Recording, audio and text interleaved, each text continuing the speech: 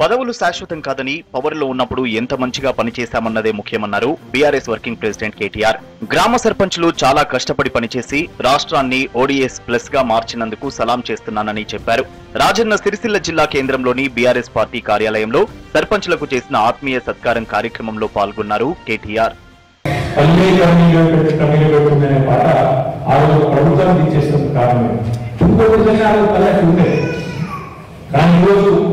ఇక్కడ కూర్చున్న మా సర్పంచ్ మీరు గర్వంగా చెప్పుకోవచ్చు, మీ పిల్లలు చెప్పుకుంటారు, మీ మనవరాలు చెప్పుకుంటారు. ఏమని మా ఊరు బాగా చేసి ఎవరు తెలుసా మీకు, మా ఊరిలో పొలాలను గట్టి ఎవరు తెలుసా మీకు, మా నాయన మా తాత సర్పంచ్ మా నాయన సర్పంచ్ గట్టి గర్వంగా. వస్త్ర పరిశ్రమ సంక్షోభంపై వస్తున్న వార్తలపై స్పందించారు కేటీఆర్. గత 15 రోజులుగా సిరిసిల్ల వస్త్ర పరిశ్రమలపై వస్తున్న వార్తలు ఆందోళన కలిగిస్తున్నాయని ట్వీట్ చేశారు. పద్మశాలీలను ఆదుకోవాలని కోరారు. మరోవైపు ఆల్విన్ కాలనీలోని ప్రొఫెసర్ జయశంకర్ విగ్రహాన్ని దుండగుడు ధ్వంసం చేయడాన్ని ఖండించారు కేటీఆర్. నిందితునిపై కఠిన చర్యలు తీసుకోవాలని డీజీపీని కోరారు.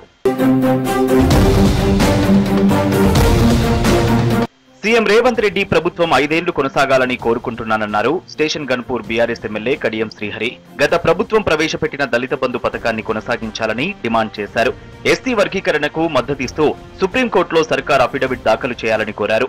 వర్గీకరణకు మద్దతు తెలిపినాయి కాబట్టి ఈరోజు కాంగ్రెస్ పార్టీ రాష్ట్రంలో అధికారంలో ఉన్న సందర్భంగా రాష్ట్ర ప్రభుత్వాన్ని నేను కోరుతున్నాను, విజ్ఞప్తి చేస్తున్నాను, డిమాండ్ చేస్తున్నాను.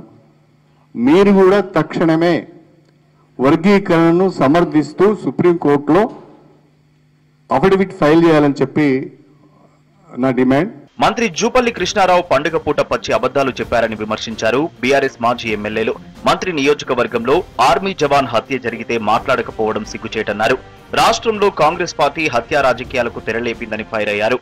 కొల్లాపూర్ నియోజకవర్గంలో జరిగినటువంటి Mallesan ex serviceman BRS party కార్యకర్త యొక్క హత్య మరి రాజకీయ హత్య కాకపోతే స్థానిక శాసనసభ్యుడిగా మంత్రిగా ఉన్న నీవు కనీసం ఆ కుటుంబాన్ని ఎందుకు పరామర్శించలేదని చెప్పి అడుగుతా ఉన్నాం. కరీంనగర్ జిల్లాకు చెందిన ఐడీసీ మాజీ చైర్మన్ ఈద శంకర్ రెడ్డిని పరామర్శించారు మాజీ మంత్రి హరీష్ రావు. ఇటీవల శంకర్ రెడ్డి తల్లి చనిపోయారు. జిల్లా కేంద్రంలోని శంకర్ రెడ్డి ఇంటికి వెళ్లిన హరీష్ రావు కమలాదేవి చిత్రపటానికి పూలమాల వేసి నివాళులర్పించారు. కుటుంబ సభ్యులను ఓదార్చారు.